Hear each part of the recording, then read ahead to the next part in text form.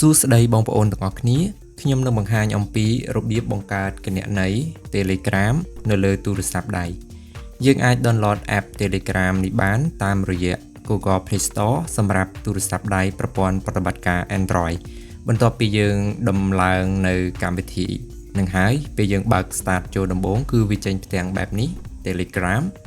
បន្ទាប់មកយើងចុច start message បន្ទាប់ពីចុច start message យើងនឹងឲ្យជ្រើសរើស choose a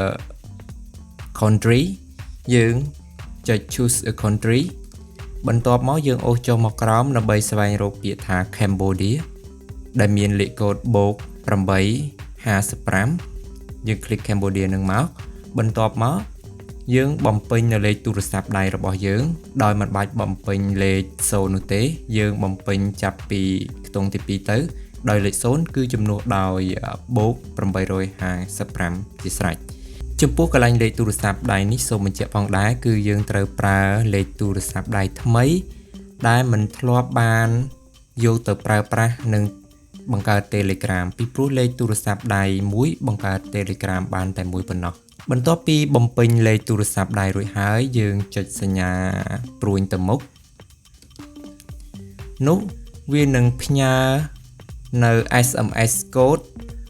activation code នឹងទៅកាន់លេខទូរស័ព្ទដៃរបស់យើងដែលលេខកូដនោះគឺមានចំនួន5ខ្ទង់បន្ទាប់ពីទទួលបានលេខកូដនឹងហើយនៅក្នុងសារ SMS អ្នកទាំងអស់គ្នាវាយបញ្ចូលឬក៏បើសិនជាមិនទទួលបាននៅសារកូដ SMS នោះទេនោះ Telegram នឹងខលទៅយើងនៅក្នុងរយៈពេលនាទីណាមួយបន្ទាប់ពីយើងលើកទទួលវានឹងបង្ហាញ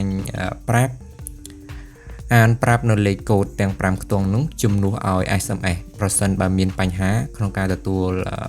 សារ SMS កូដនឹងបន្ទាប់ពីយើងបំពេញកូដទាំង5ខ្ទង់នោះរួចហើយត្រឹមត្រូវវានឹងលោតទាំងចូលទៅក្នុងមុខតែម្ដងដែលបង្ហាញនៅកន្លែង Your Name ដើម្បីយើងបំពេញឈ្មោះរបស់យើង First Name គឺត្រូវតែបំពេញជាដាច់ខាត Require គេដាក់ពាក្យបែបហ្នឹង Last Name គឺ Optional គឺយើងមិនបាច់បំពេញក៏បានបំពេញក៏បានបន្ទាប់ពីបំពេញហើយយើងអាចចុច Add Photo ឬក៏ចាំ Add Photo Profile របស់យើងពេលក្រោយក៏បានដែរយើងចុចសញ្ញាព្រួយទៅមុខដើម្បីបន្តនោះវានឹងលោតចូលមកដល់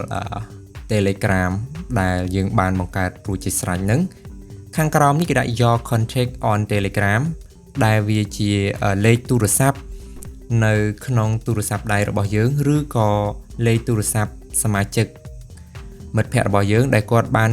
កំពុងតែប្រើ Telegram នឹងផងដែរគឺវាលោតបង្ហាញនៅផ្នែកខាងក្រោមនឹងប្រសិនបើបងប្អូនអាច message ទៅគាត់ចុចលើ profile របស់គាត់យើងអាច message ទៅផ្ទាល់តែម្ដងក្នុងការបង្កើត Telegram គឺមានតែប៉ុណ្្នឹងទេយើងនឹងជួបគ្នានៅវីដេអូក្រោយជាបន្តទៀតអរគុណច្រើនសម្រាប់ការទស្សនារបស់អ្នកទាំងអស់គ្នា